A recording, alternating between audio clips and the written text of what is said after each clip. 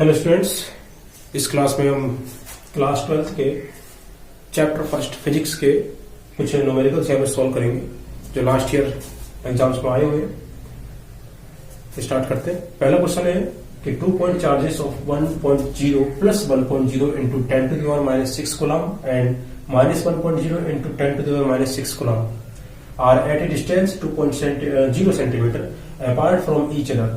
This electric dipole is situated in a uniform electric field of 1.0 into 10 to the power Newton per coulomb. What will the maximum torque on the dipole due to the field? दो charge यानी कि दो आवेश हमें दिए गए, दो विद्युत आवेश, दो बिंदु पॉइंट चार्जेस, दो बिंदु आवेश हमें दिए गए हैं जिसकी वैल्यू जो है 1.0 into 10 to the power minus 6 coulomb, दूसरी वैल्यू है minus 1.0 into 10 to the minus 6 coulomb. दोनों के बीच में जो डिस्टेंस है वो 2 सेंटीमीटर है, एक दूसरे से 2 सेंटीमीटर की डिस्टेंस पे दोनों है। और electric dipole, this electric dipole is situated, ये जो द्विध्रुव है, इलेक्ट्रिक डाइपोल का मतलब द्विध्रुव, ये द्विध्रुव जो है एक इलेक्ट्रिक यूनिफॉर्म इलेक्ट्रिक फील्ड यानी समरूप वैद्युत क्षेत्र में रखा हुआ है जिसकी वैल्यू कितनी है 1.0 into 10 to the power 5 newton पर कूलम। तो what will the maximum torque, maximum torque यानी कि अधिकतम आघूर्ण कितना होगा on the dipole due to the field, इस फील्ड के थ्रू अधिकतम आघूर्ण कितना होगा। तो हमारे पास क्यू की वैल्यू यहाँ पे सॉल्यूशन यहाँ पे करेंगे। सॉल्यूशन स्टार्ट करते हैं। जब बात करिए उसमें मैक्सिमम टॉर्क यानी अधिकतम आघूर्ण की, जब टॉर्क का जो फॉर्मूला होता है वो पढ़ा है tau equal to P E sine theta होता है, पीई साइन थीटा। और फॉर मैक्सिमम अधिकतम के लिए साइन थीटा क्या हो जाता है यहाँ पे 1 हो जाता है। फॉर मैक्सिमम अधिकतम आघूर्ण के लिए जो साइन होता है टाउ की वैल्यू जो हो जाती है वो पीई हो जाती है, यानी कि साइन थीटा जो होता है साइन 90 हो जाता है और साइन 90 जो वैल्यू होती है 1 होती है, तो यहाँ से 1 हट जाता है तो टाउ इक्वल टू पीई आ जाता है। तो हमें टाउ यानी कि क्या कहते हैं इसको मैक्सिमम टॉर्क यानी कि आघूर्ण में निकालना है, तो हम इसको सोल्व करेंगे। टाउ इक्वल टू पी होता है Q into 2L, Q into 2L charge और उनके बीच की डिस्टेंस इंटू ई हो जाएगा इलेक्ट्रिक फील्ड। क्यू की वैल्यू हमारे पास है 1.0 into 10 to the power minus 6 multiply 2L, दोनों के बीच की डिस्टेंस यानी कि सपोज एक चार्ज यहाँ पे है और एक चार्ज यहाँ पे, इधर प्लस क्यू हो गया और इधर माइनस क्यू हो गया, तो दोनों के बीच में डिस्टेंस क्या हो जाएगी 2L हो जाएगी। तो चार्ज हमने ले लिया यहाँ पे 2L, जो दोनों के बीच में डिस्टेंस वो कितनी है 2 सेंटीमीटर। डिस्टेंस जो दी हुई है 2 सेंटीमीटर में, और जो डिस्टेंस में यानी कि जहाँ पे हम ऐसा यूनिट यूज करते हैं वो मीटर होती है, तो उसको मीटर में कन्वर्ट करेंगे।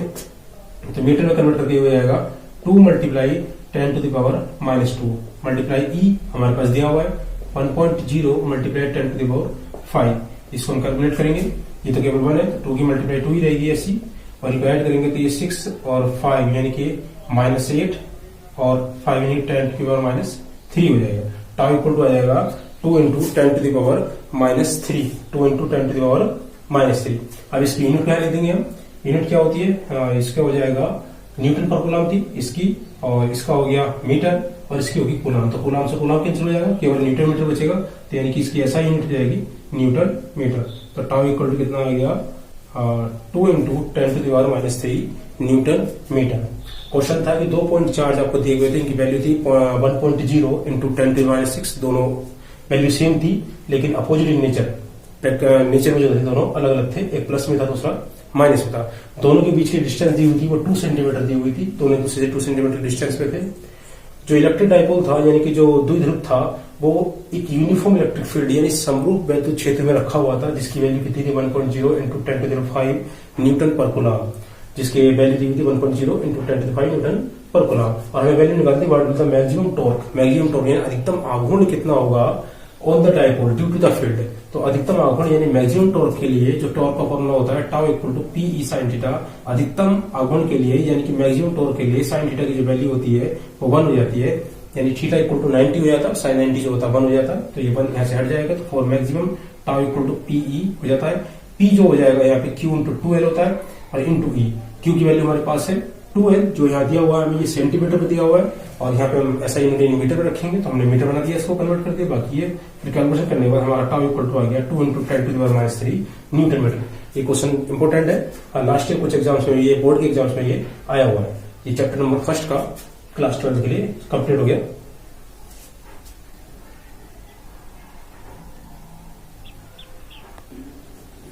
नेक्स्ट क्वेश्चन है, if 1 coulomb electrostatic charge is placed at the center of a cube of arm 8 centimeter. Calculate the flux coming out from the each surface of the cube. A 1 coulomb electric charge जो है किसी घन के centre पर रखा था, केंद्र पर रखा था 1 कूलम का चार्ज यानी कि आवेश किसी घन के सेंटर पे, जिस घन की भुजा जो है 8 सेंटीमीटर घन का कोई भुजा का कोई घन है, उसके सेंटर पे, केंद्र पे जो है 1 कूलम का एक आवेश रखा गया है. तो कैलकुलेट द फ्लक्स, हमें फ्लक्स निकालना है कि coming out from the each surface of the cube, घन की हर एक फलक से बाहर निकलने वाला फ्लक्स की वैल्यू क्या होगी. ईच फ्लक्स यानी ईच सरफेस, हर एक फलक से बाहर निकलने वाले फ्लक्स की वैल्यू क्या होगी. Calculate the flux coming out from the each surface of the cube, ये वैल्यू हमें फाइंड करनी है. शुरू करते हैं. कैलकुलेट तो करना है कि हर एक फ्लक्स क्या कहते हैं सरफेस से, क्यूब की हर एक सरफेस यानी घन की हर एक फलक से जो फ्लक्स बाहर निकल के आएगा उसकी कैलकुलेट हमें यहाँ पे करनी है. सॉल्यूशन शुरू करते हैं. सबसे पहले हमारे पास क्या गिवन है, 1 कूलम चार्ज हमें दिया हुआ है at the centre of the cube of arm 8 centimetre का घन है, उसके सेंटर पर दिया हुआ है. तो फ्लक्स हमें निकालना है. फ्लक्स का फॉर्मूला क्या होता है, phi equal to Q upon epsilon 0. Phi equal to Q upon epsilon 0. अब हमें हर एक फलक एवरी यानी कि ईच सरफेस, हर एक सरफेस का यहाँ जिक्र करना है. तो क्यूब की जो होती है सब सरफेस बराबर होती है, क्यूब की सारी साइडें बराबर होती है. 8 सेंटीमीटर है तो उसकी सारी जो सरफेस होंगी वो भी सेम साइज की होंगी. तो किसी भी सरफेस का निकालेंगे वही वैल्यू सबकी हो जाएगी. तो सरफेस में यानी कि since in cube there are 6 faces, cube के अंदर कुल मिलाकर 6 फेस होते हैं. तो हर एक फेस का निकल जाएगा 1/6. ये टोटल हो गया, इसको 6 से डिवाइड कर देंगे और ये हमारा हर एक सरफेस का निकल के आ जाएगा. क्योंकि वैल्यू हमें 1 कूलम दी हुई है तो हम डायरेक्टली 1 की वैल्यू डाल देंगे. तो 1/6 एप्सिलॉन नोट हमारा निकल के आ जाएगा. इसके आगे कैलकुलेशन करने के लिए यहाँ पे एप्सिलॉन नोट की वैल्यू डाल सकते हैं और डाल के इसको हम सोल्व कर सकते हैं, या इसको हम यहाँ पे भी छोड़ सकते हैं. और इसके आगे फाई की वैल्यू क्या हो जाएगी, phi equal to 1/6 epsilon naught newton metre square पर कूलम. ये हमारा यहाँ पे भी आंसर हो जाएगा. आप इससे आगे करना चाहें तो एप्सिलॉन नोट की वैल्यू यहाँ डालिए और उसके आगे हम सोल्व कर सकते हैं. वैसे यहाँ पे कंप्लीट है क्वेश्चन. बस इतना ध्यान रखना कि क्यूब के अंदर जो होती है 6 फेज होती है और 6 की 6 फेज जो होती है बराबर होते हैं. यानी घन के अंदर जो फलक होते हैं वो 6 होते हैं और 6 के 6 वो बराबर होते हैं. तो हम हर एक फलक से में निकाला तो टोटल फ्लक्स को हमने 6 से डिवाइड कर दिया तो हमारे वो ईच सरफेस यानी हर एक फलक का जो है वो फ्लक्स निकल के आ जाएगा. नेक्स्ट क्वेश्चन है, charge of 10 UC is placed at the centre of A cube. Calculate the electric flux passing through one face of the cube. एक आवेश 10 माइक्रोकूलम का एक आवेश जो किसी घन के सेंटर पे रखा हुआ है, केंद्र पर रखा हुआ है. तो कैलकुलेट इलेक्ट्रिक फ्लक्स यानी कि इलेक्ट्रिक फ्लक्स हमें निकालना है passing through one face of the cube. Cube के एक फेस से जो पास होके जा रहा है. सेम पहले क्वेश्चन जैसा जिससे पहले क्वेश्चन किया था. तो हम डायरेक्ट फॉर्मूला लगा लेंगे, phi equal to 1/6 into Q upon epsilon naught. क्योंकि ये क्यूब के लिए है और क्यूब में जो फेस होते हैं 6 होते हैं और 6 के 6 वो बराबर होते हैं. तो किसी भी एक फेस से निकलने वाली जो वैल्यू होगी वो सभी फेसेस की वैल्यू के बराबर हो जाएगी. या 6 से डिवाइड कर देंगे तो फाई इक्वल टू क्या हो जाएगा 1/6 क्यू इक्वल टू कितना दिया हुआ है यानी कि चार्ज यानी कि जो आवेश है वो कितना है 10 माइक्रोकूलम. यहाँ पे जो आवेश दिया हुआ है वो 10 माइक्रोकूलम दिया हुआ है. तो हम इसको जो है कूलम में कन्वर्ट करेंगे. तो माइक्रोकूलम से कूलम में कन्वर्ट करने के लिए 10 की पावर -6 से मल्टीप्लाई कर देंगे. 10 into 10 to the power -6 upon अब एप्सिलॉन नोट की जो वैल्यू होती है 8.85 इंटू 10 टू द पावर -12 इसकी वैल्यू होती है. इस वैल्यू को यहाँ पुट करेंगे 8.85 into 10 to the power -12. Calculate करेंगे 1/6 इंटू 8.85 10 की पावर ऊपर हो जाएगी. ऊपर जो है पहले से प्लस में रखा हुआ है -6 तो -5 बचेगा और ये ऊपर जाके प्लस का हो जाएगा. तो हमारे पास 10 टू द पावर यानी कि प्लस का हमारे पास बचेगा 7. 10 टू द पावर 7 बचेगा. अब इसकी मल्टीप्लाई करके हम इसको डिवाइड करेंगे 1/6 इंटू 8.85 जो हमारा लिखा हुआ है 1/6 इंटू 8.85. इसको कैलकुलेट करके हम डिवाइड करेंगे. तो डिवाइड करने के बाद हमारे पास आएगा 0.0188 into 10 to the power 7. 0.0188 into 10 to the power 7. और इसको हम स्टैंडर्ड फॉर्म में लिख देंगे यहाँ पे. तो पॉइंट को हम वही चीज छोटी क्लास में पढ़ा है कि पॉइंट को हम राइट साइड लेके जाएंगे, पावर को क्या कर देते हैं डिक्रीज कर देते हैं. तो पॉइंट हम यहाँ लेके आएंगे तो आंसर हो जाएगा 1.88 into 10 to the power 2 place जो है राइट साइड लेके गए तो पावर को 2 डिजिट कम कर दिया जाएगा यानी कि 7 से हम कर देंगे 5. तो 1.88 into 10 to the power phi हमारा यहाँ पे हो जाएगा इलेक्ट्रिक फ्लक्स, और इसका जो यूनिट होगी न्यूटन मीटर स्क्वायर पर कूलम, यानी कि फाई की वैल्यू आ जाएगी। ये हमारी कंप्लीट सॉल्व हो गई। सेम पहले जैसा क्वेश्चन है, बिल्कुल जैसे पहले की तरह था, बट डिफरेंस इतना था, पहले क्वेश्चन में जो चार्ज दिया हुआ था 1 कूलम दिया हुआ था, इस क्वेश्चन में चार्ज दिया हुआ है 10 म्यूसी का दिया हुआ है, या 10 माइक्रो कूलम का दिया हुआ है। इस माइक्रो कूलम से कूलम में कन्वर्ट किया हमने। लास्ट क्वेश्चन केवल यही छोड़ देता, इस क्वेश्चन में वैल्यू डाली, इसको सोल्व कर दिया। एक क्वेश्चन को हमने वैसे छोड़ दिया, 1/6 नोट करके छोड़ा था, इस क्वेश्चन को हमने कंप्लीट सोल्व कर दिया, और ये हमारा फाइनल आंसर निकल के आ गया, जो हर एक फेस से, क्यूब के हर एक फेस से जो इलेक्ट्रिक फ्लक्स पास होकर जाएगा।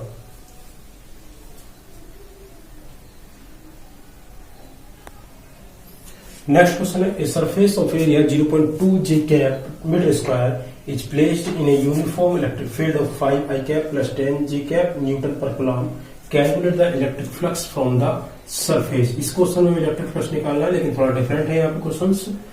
यहाँ पे जो वैल्यू दी हुई है j cap, I cap और j cap में दी हुई है, सिंपल क्वेश्चन है।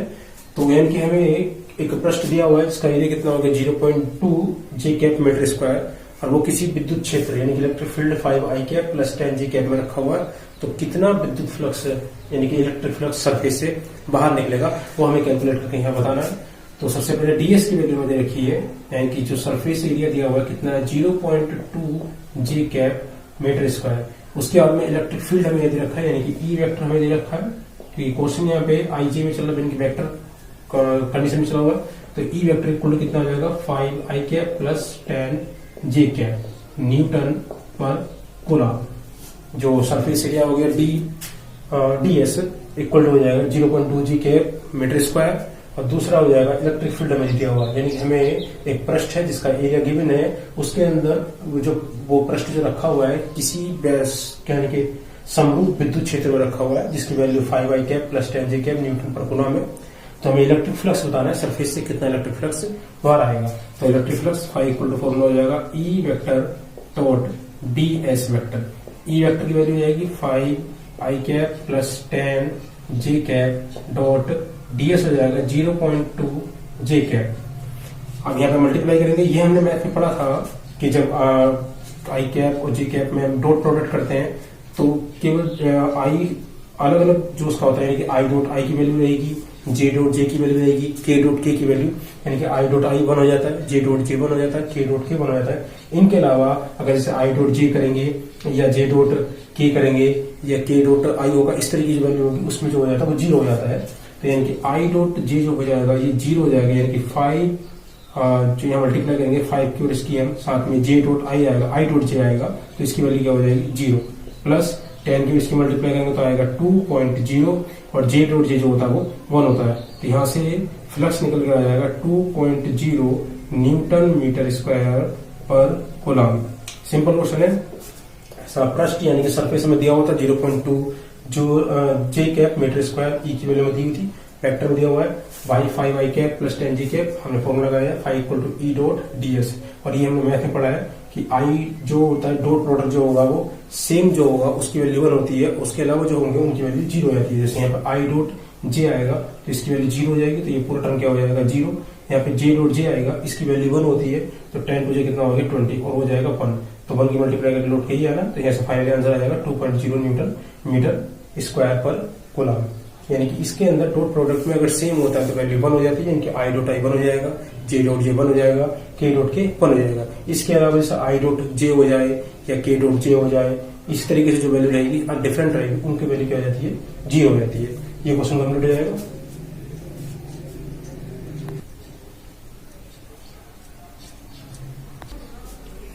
नेक्स्ट क्वेश्चन है, an electron and a proton are at a distance of 0.53 angstrom, find their dipole moment. एक इलेक्ट्रॉन और एक प्रोटॉन जिनके बीच की डिस्टेंस जो है 0.53 एंगस्ट्रॉम है, उनके बीच में इनके फाइंड देयर डायपोल मोमेंट, उनका हमें डायपोल मोमेंट बताना है, यानी कि उनका वैद्युत द्विध्रुव आघूर्ण जिसको बोला जाता है, वैद्युत द्विध्रुव आघूर्ण dipole moment, electric dipole moment, उसकी कैलकुलेशन हमें करके बतानी है। एक इलेक्ट्रॉन और एक proton are at a distance of 0.53 angstrom, एक इलेक्ट्रॉन और एक प्रोटॉन जो है जिनके बीच की डिस्टेंस 0.53 एंगस्ट्रॉम है, तो हमें दिया डायपोल मोमेंट उनका वैद्युत द्विध्रुव आघूर्ण इसको बोला जाता है, वैद्युत द्विध्रुव आघूर्ण, उसको कैलकुलेट करके हमें बताना है।